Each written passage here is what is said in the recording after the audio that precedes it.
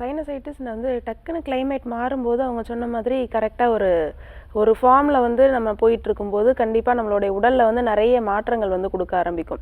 வெயிலில் அடிச்சுட்டு இருக்கும்போது அந்த கிளைமேட் டக்குன்னு சேஞ்ச் ஆகும்போது நம்மளுடைய உடல்லையுமே அந்த மாற்றங்கள் நிறைய வரும்போது அந்த வாத பித்தம் கபம்னு சொல்லக்கூடிய அந்த 3 விஷயங்கள், அந்த 3 நாடிகளோட அமைப்பு வந்து மாற ஆரம்பிக்குது.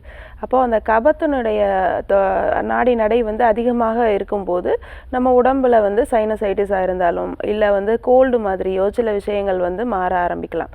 அப்படி இல்லை அப்படின்னா ஒரு சின்ன ஒரு இன்ஃபெக்ஷன் இருந்தாலுமே, இல்லை தண்ணி மாற்றி குடிக்கிறதுனாலையோ, இல்லை அந்த மழை அந்த கிளைமேட் சில்லுன்னு அந்த கிளைமேட் சேஞ்ச் ஆகும்போது மூக்கின் மூலமாக அந்த குளிர்ந்த காற்றை நம்ம சுவாசிக்கும் போதும் சிலருக்கு வந்து தும்மல், அலர்ஜி இந்த மாதிரியாக ஒரு சைனஸ் போன்ற ஒரு நிலையை வந்து உருவாக்கலாம்.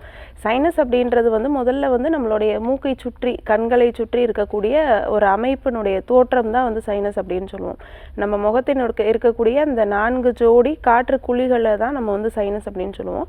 இந்த காற்று குழிகளில் ஏற்படக்கூடிய இன்ஃபெக்ஷன்ஸை தான் சைனசைட்டிஸ் அப்படின்றத வந்து நம்ம பெயர் வச்சு சொல்லிகிட்டு இருக்கோம். இப்போது சைனசைட்டிஸ் அப்படின்றது தான் வந்து நமக்கு இன்ஃப்ளமேஷன் ஆகக்கூடிய ஒரு கண்டிஷன்.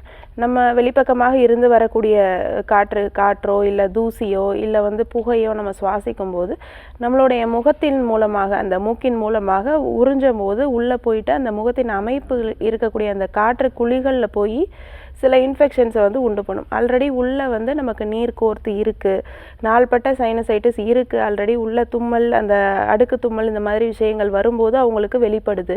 நார்மலாக இருக்கும்போது ஒரு சில விஷயங்கள் வந்து வெளியில் தெரியாது அவங்களுக்கு.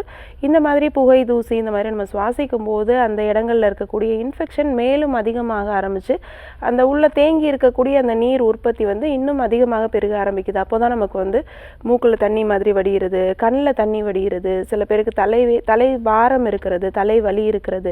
இந்த மாதிரியான விஷயங்கள் எல்லாமே இந்த சைனசைட்டிஸில் வந்து உருவாக ஆரம்பிக்குது.